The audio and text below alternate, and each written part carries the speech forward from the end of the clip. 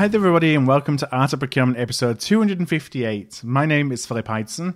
I'm the host of the pod and I want to thank you, as I do every week, for joining in and listening to today's show. And today on the show I'm joined by my good friend, procurement executive recruiter Iain McKenna. Iain is founder and managing director of the executive search firm Sourcing Solved. And our conversation today is really broken down into a couple of different parts. So in the first half of our interview, we discussed the hiring process. And specifically, are we over-reliant on technology in the hiring process? So for example, does our reliance on AI, such as keyword searching on CVs and resumes, does that severely restrict an organization's ability to hire the best candidate for the role? You know, the candidate whose resume might not be stuffed with buzzwords, but actually results. Iain shares a number of tips on how procurement leaders can hire for personality, drive, EQ, and an empathetic management style rather than those with the best keyword match. And then in the second part of the interview, which is about 20 minutes in, we switch focus and specifically discuss hiring in the context of procurement services and software firms. A number of firms are really aggressively hiring in this space, and yet their initial brief tends to focus on hiring from competitors rather than from within the industry, you know, within procurement from the practitioner side. So we discuss how, as a practitioner, you can best position yourself for a move into consulting or to a procurement software firm, and then the benefits if you are a software or consulting firm in actually hiring practitioners. So as we go into the interview, I start by asking Iain, as I often do, whether he found procurement or if procurement found him.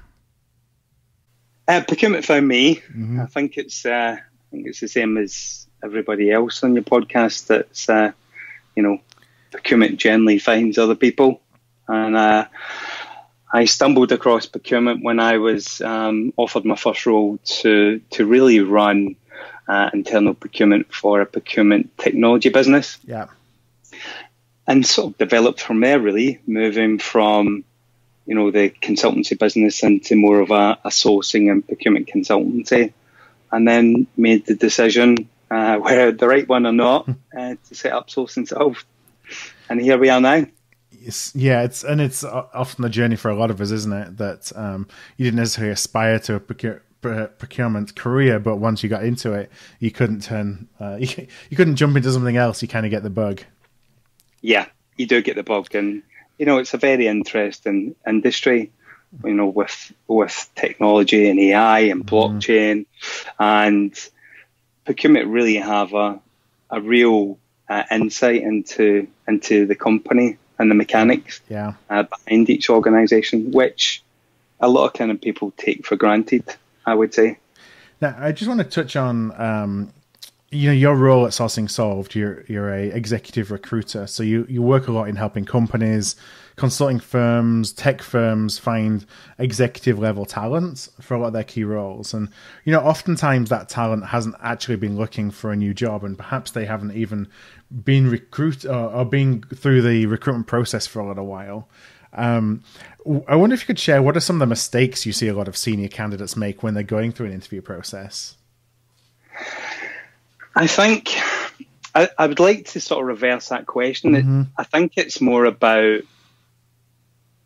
from a company perspective. And what I mean by that is companies adopt a sort of one size fits all interview process. Yeah. And really, we don't tend to get underneath, what makes the individual tick. Yeah. We don't talk about the emotional intelligence. And I think in procurement, if you strip it all back, technology should be used as, to enable someone to get better visibility on spend or, manage their suppliers. But it's emotional intelligence that gives someone the ability to build relationships, mm-hmm. to be able to engage with stakeholders. And when you think about an interview process, it doesn't really cover the emotional intelligence part of applicants. And I think it's a trick that everyone's missing mm-hmm. in the interview process that, we always kind of talk about, give me an example of a situation you were in that, had a positive outcome or a negative outcome. And we just don't think about the individual and how they'll integrate into procurement. And generally, a lot of these processes are run by HR. Yeah.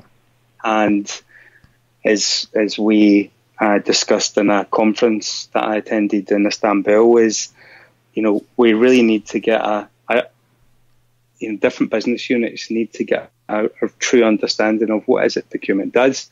And we were talking about cross-pollination, to really second someone from different business units into procurement, so they can become an evangelist of what procurement does and what true value they bring to the organisation. So I think realistically it begins with the hiring process and it being more organic rather than very strict and precise, because there's lots of questions that just never get asked in the interview. So let me then follow up with that. And you talk about, the interview questions that we ask. We ask a lot about technical skills. What are some of the questions that an interviewer can ask that help to understand more about the emotional intelligence of somebody who's on the other end of the other side of the table, or the other side of a phone line? Well, touching on the phone line, I'm a big advocate of never doing a telephone interview, because you can't engage with someone and you can't gauge their emotional intelligence over the phone. They could be anybody. I always say that the best interview process, if you can't do it face to face, is to do a Zoom call. And you can see how someone interacts. You can look at the body language. You can look at the way they answer particular questions. You can look at, the telltale sign of touching their face. And then that's a question you should maybe probe further into to really understand why they reacted in that way. So I think it's businesses try and apply recruitment as a quick fix, plastering over the hole, that realistically they need to think about the hiring process and the longevity of that individual in the business. And lots of companies don't really calculate, what is the cost of a bad hire? Yeah. And they are so tenacious of getting someone in that, unfortunately, the mindset of hiring is volume. And when we work with companies, it's not about volume. It's it's not quantity. It's quality. Yeah. So that's an important factor that we seem to. I describe it as it's a bit like fishing. You trawling the bottom of the seabed to get absolutely everything you possibly can, when in actual fact, what you'll actually catch is, not as the desired fish that you require. Yeah, exactly. So you get a lot of old boots.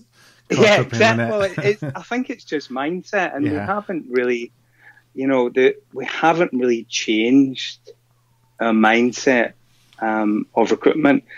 And in actual fact, there's a really great article in Harvard Business Review that was really talking about companies. 40% of companies in the US, they've actually outsourced their recruitment to sort of large outsourcing companies. But the fundamental issue is that nobody really tracks whether what that organisation produces gives them satisfactory hires and the longevity of that individual in the company. So, and only 1/3 of companies in the US actually track whether they've had a good hire. And the cost, the time of a company's hire is never really considered. How do you track a good hire then? What are there some standard metrics or where you can actually make that determination? Well, obviously a duration of a hire is quite an easy one to apply, but it's really about tracking, it's the manager's responsibility, the director's responsibility to see how that individual interacts with the business, with the stakeholders, how tenacious they are, how enthusiastic they are, and also, what do they bring to the table? And I think a lot of managers always try and hire a carbon copy of themselves, which, it's all about really motivating people to be curious. There was also a great article in Harvard Business Review about many companies don't like their employees to be curious because they think it impacts productivity. But in actual fact, research shows that people who are more curious, their productivity increases. Do you think, so you talked about the process that we often go through of it being a numbers game. Does technology compound that because it makes it easier to do that in the hiring process? In theory, yes, but I think AI and using technology to really screen candidate CVs, we're relying on the people that are applying for the job to have all those buzzwords in the CVs. So when you outsource your recruitment, you're relying on these organisations to use AI to produce you with a shortlist. But that shortlist is really only defined by buzzwords that are on an individual CV. Yeah. Not everybody has those buzzwords on the CV. So that means that these organisations and companies who are using the sort of outsourcing approach are missing out on really good people. Because if you think about what they use in AI and they're pulling out all these buzzwords, that's really just taking out data from a CV. What it's not doing is it's not benchmarking the person's personality. Will they work within your company successfully, i.e., do they have the right personality, the right drive, the right emotional intelligence? Do they micromanage someone, or do they have a more empathetic management style? None of this can be truly gauged from AI, and that's why AI is light years behind where we actually need it to be. So I think it's a good tool. However, it's kind of a bit redundant if we're relying on applicants to put that data into the resume. Yeah. So it's kind of a catch-22, really, in my opinion. So how now is that because we set up for example, a job advert to collect as many candidates as possible, so the technology and the AI can do its thing to reduce those to something that's manageable for us to look at? Is part of the answer to be a lot more specific in terms of your job requirements. So then you're attracting less candidates, but those candidates may be more relevant, or be a better fit for what you actually need. It's a good question. I think organisations, the first step, they really need to think about internal candidates. And only 28% of people and 28% of companies in the US, their talent leaders, only 28% of them actually report from that internal candidates are actually an important source. Mm-hmm. So I think a lot of organisations need to kind of change their mindset and think, well, what talent do we have internally? Yeah. And we always, the kind of go-to thing is we need to go out and find some great talent, but we really need to think about who do we have internally? And that's a trick that many organisations, especially in the US, are missing out on. And I think, if you think about, for example, LinkedIn, 70% of people on LinkedIn are passive, according to LinkedIn. So it is a challenge to find people. And I think organisations, they always tend to write the specifications as a sort of list of demands. Yeah. And we don't really think about, if you go onto LinkedIn and you look at 2 job specs for a VP of procurement, they're probably going to be very similar. Right. And we just don't spend enough time on the analysis of the company. What do the stakeholders need? Where are we now? How are we going to get to where we want to be? and what kind of people are going to help us do that. Not about, oh God, we've got an opening, let's run out and find someone and let's, fill that gap. Mm-hmm. That gap is only fulfilling today's needs. What about tomorrow's needs? And what about the vision of the company, where we want to get to? Will that person be able to kind of adjust and help us in transformation? So it's really about spending time when designing a specification to get everyone involved properly. Yeah. Not getting an old job specification at the filing cabinet and re-advertising it. It's, we need to be thinking about what is attractive to an outsider, what makes us an attractive organisation, why are we empathetic, what is in it for the candidate, mm-hmm. what is the journey, explaining the journey, the career progression, and why they should join your company.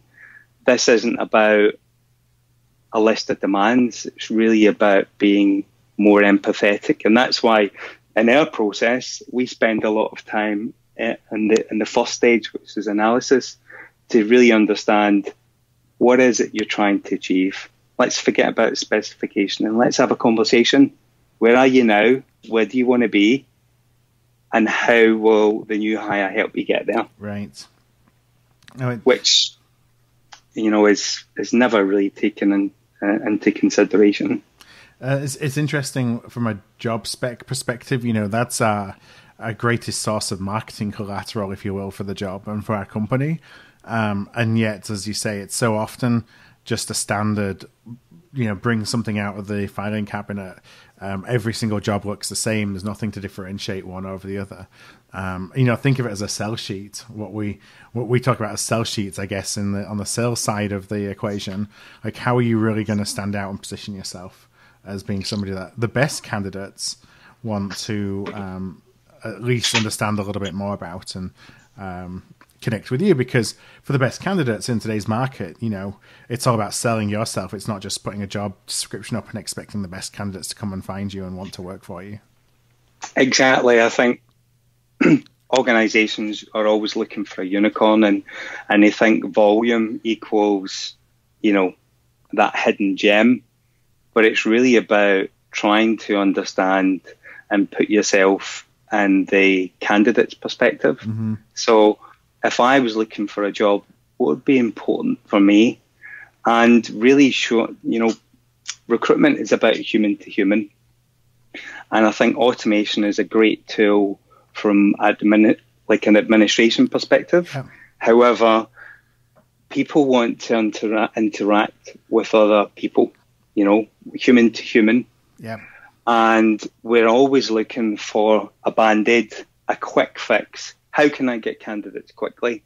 So we don't really, it's incredible that we're always talking about the war on talent, mm-hmm. and every industry is talking about the war on talent, but nothing's changed in the hiring process. Yeah. So, we all talk about it. There's many surveys about it. There's countless of articles in many different publications about the war on talent, but nobody's really willing to change their mindset. And why is this a problem? And the reason it's a problem is we're using technology as a band-aid so that we don't have to put the hard work in at the back end. Mm-hmm. So I know that empathy is something that is very important to you, not just in your role, at Sourcing Solve, but I mean, we know each other very well, and that's part of your fabric, part of your being is being empathetic to others. How does that manifest itself into a hiring process? So what can we do to build a hiring process that actually puts the candidate at the center of the process rather than ourselves as the hiring managers at the center of the process? It's a good question. It's really about trying to understand from a candidate's perspective what's important for them, what does their journey look like, and what can we do to help them fulfill that journey as a business. And it's about being nimble and not being so stringent on what the company wants and being flexible. So an organization, for example, that's looking for someone to be based in New York. Yeah. And they've got, a short list of people. And one of those individuals, for example, is outside of New York. And the business discards them because they say, well, you need to travel to New York and we can't afford the costs. So you're not really showing flexibility there. However, if the business thought, well, actually, in retrospect, this guy is very good. I believe that he could bring great value to the company. Let's be flexible on this. What about home working? And it's really understanding the individual. What's going on behind the scenes, what's the family life like, what commitments do they have, all of these questions that are really just normal questions that people should be asking as part of the recruitment process, but nobody really does. And some bad hires happen because nobody's asked the question, what's your family life like? Are you, do you have a young family? Do you have, maybe their wife is expecting?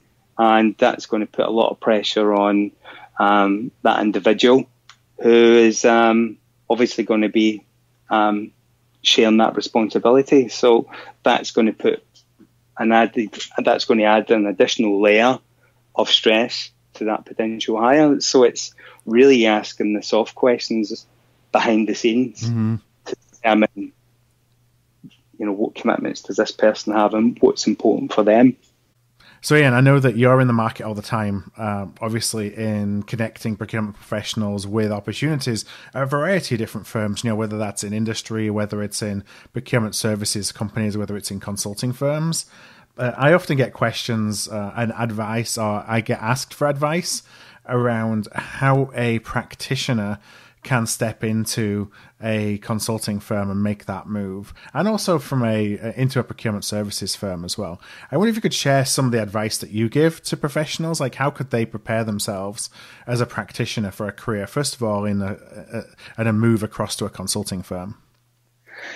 So I think making the move to consulting firm, I think, first of all, when you're making that transition, you need to understand what does a consultant do.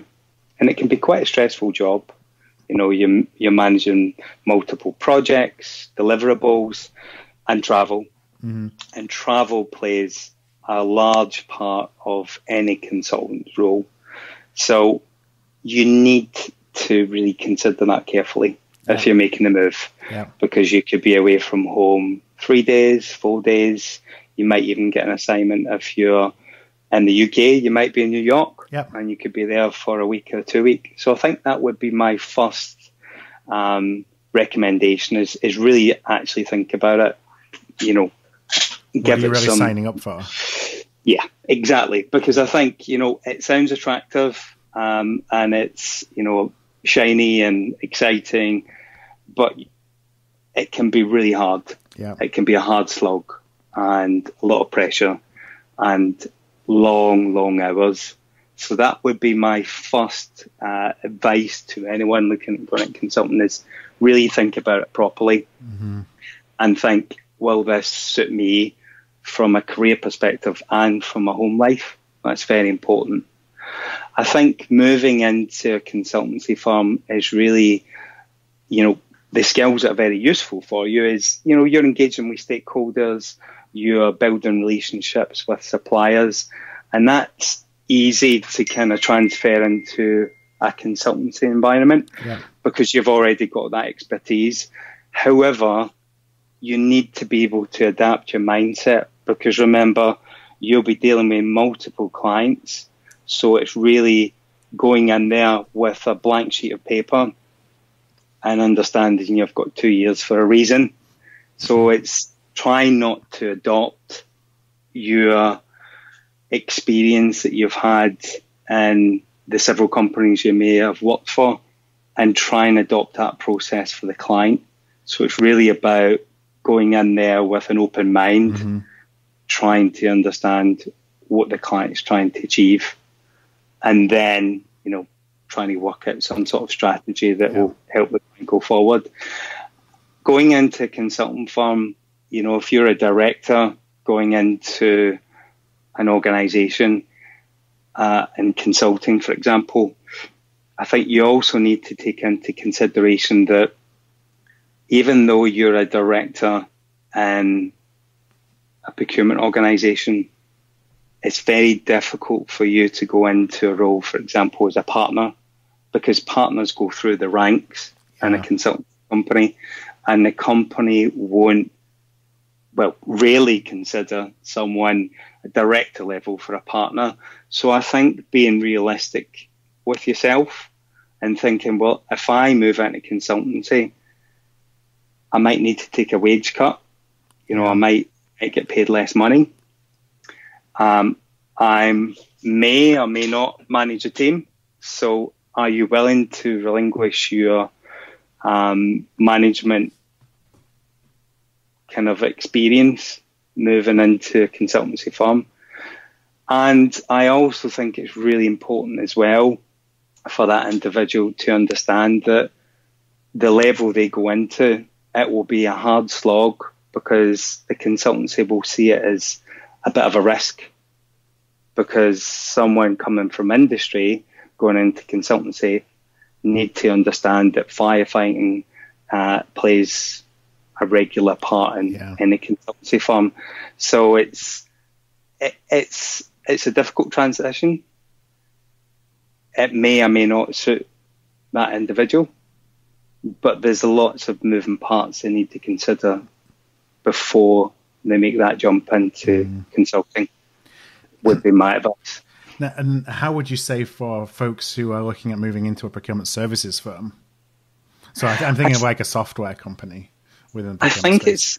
I think it's a really good move. Yeah. I think with a lot of software companies, if you think about the majority of software companies out there, kind of tried to litigate risk. So they always hire people from another services company, and they don't really think outside the box when it comes to hiring people who have actually got procurement experience. Yeah.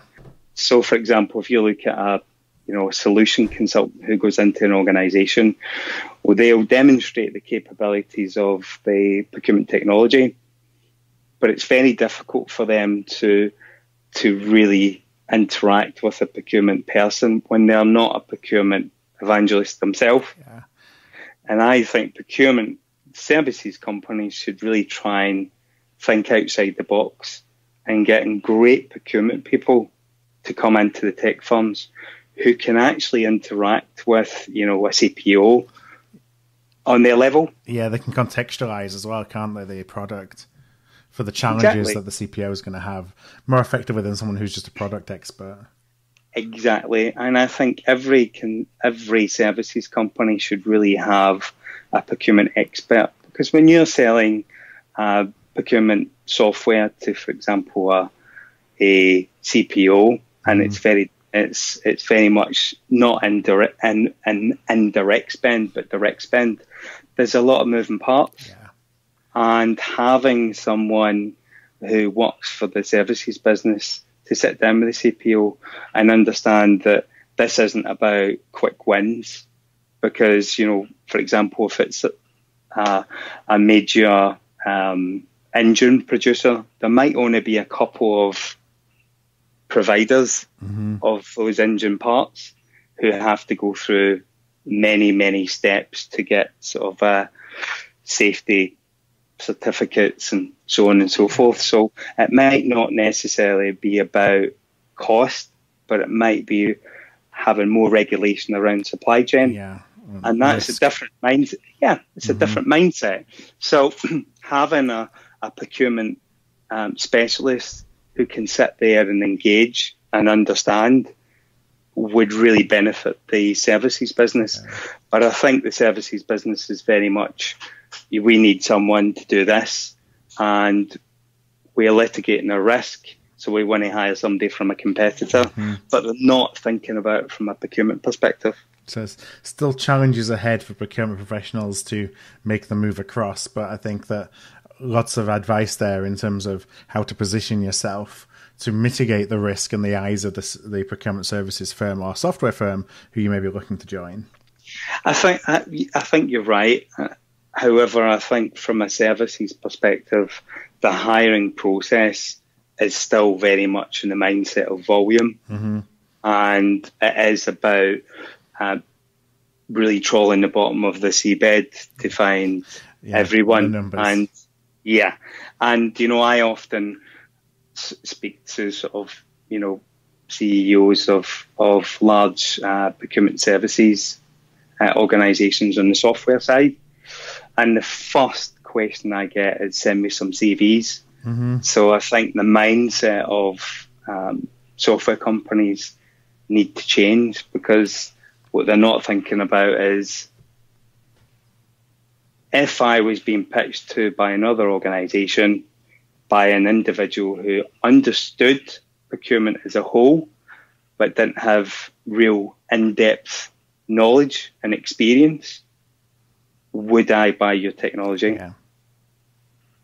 And that's what really differentiates a software company, is really having someone who truly understands, if I purchase your software, how will that improve my procurement function? Well, Iain, I know it's about time to wrap up, so I want to thank you so much for joining me on the show today. My last question, which I always say is the easy one, is if you could just share a little bit of details on how listeners could find a little bit more out about Sourcing Solved and where to find you. Well, you can find us on LinkedIn. Yeah. I'm very active on there. Lots of questions I post out to our community. You can read our articles, which are all available online on LinkedIn, or you can check out sourcingsolve.com. And I'm always open to, sharing their experience or knowledge, and any listeners who would be interested in running an article would be delighted to hear from you. All right, great. Well, what I'll do, Iain, is I will include links to Sourcing Solve's website and to your LinkedIn profile on the show notes page for today's episode. That'll just be at artofprocurement.com, and then search for Iain McKenna. That's artofprocurement.com and search for Iain McKenna. So, may I just add, it's Iain Campbell McKenna. Oh, it is? Just in case. All right. Anybody kind of searches Iain McKenna and gets some weird and wonderful individuals that come up. Well, I'll make sure that the link on our website for the show notes is to the right Iain McKenna. Yeah, please do. All right, Iain. Well, thank you very much for joining me today.